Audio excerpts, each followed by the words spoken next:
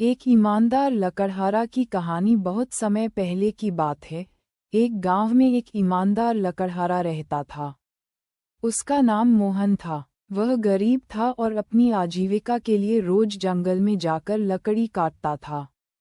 एक दिन मोहन एक बड़े पेड़ की शाखा पर बैठकर लकड़ी काट रहा था। अचानक उसकी कुल्हाड़ी का हाथ फिसल गया और कुल्हाड़ी नदी में गिर गई। मोहन बहुत परेशान हुआ, क्योंकि वही उसकी आजीविका का एकमात्र साधन था। उसे नहीं पता था कि वह क्या करे। निराश होकर वह नदी के किनारे बैठकर रोने लगा। उसी समय उस नदी में जल की देवी प्रकट हुई। देवी ने मोहन से पूछा, तुम क्यों रो रहे हो वत्स? मोहन ने बताया, माँ, मेरी कुल्हाड़ी नदी में गिर गई है।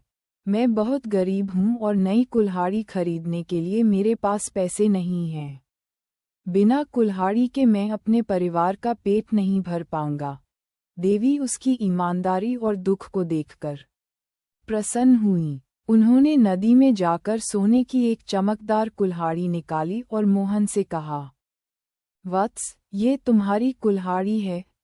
मोहन ने उसे ध्यान से देखा और फिर बोला, नहीं माँ, यह मेरी कुल्हाड़ी नहीं है।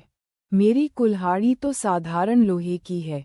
देवी मुस्कुराईं और उन्होंने फिर से नदी में गोता लगाया। इस बार वे एक चांदी की कुल्हाड़ी लेकर आईं। उन्होंने मोहन से फिर पूछा, वत्स, ये तुम्हारी कुल्हाड़ी है?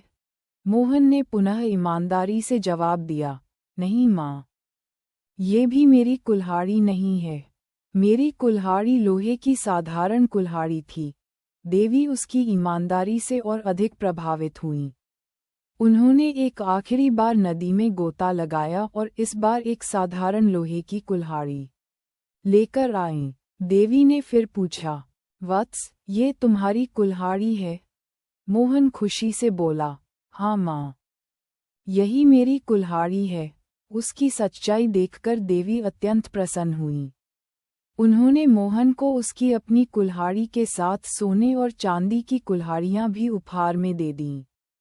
मोहन ने अपने घर लौटकर अपने परिवार को ये पूरा किस्सा सुनाया। अब उसकी ईमानदारी और सच्चाई की कहानी पूरे गांव में फैल गई।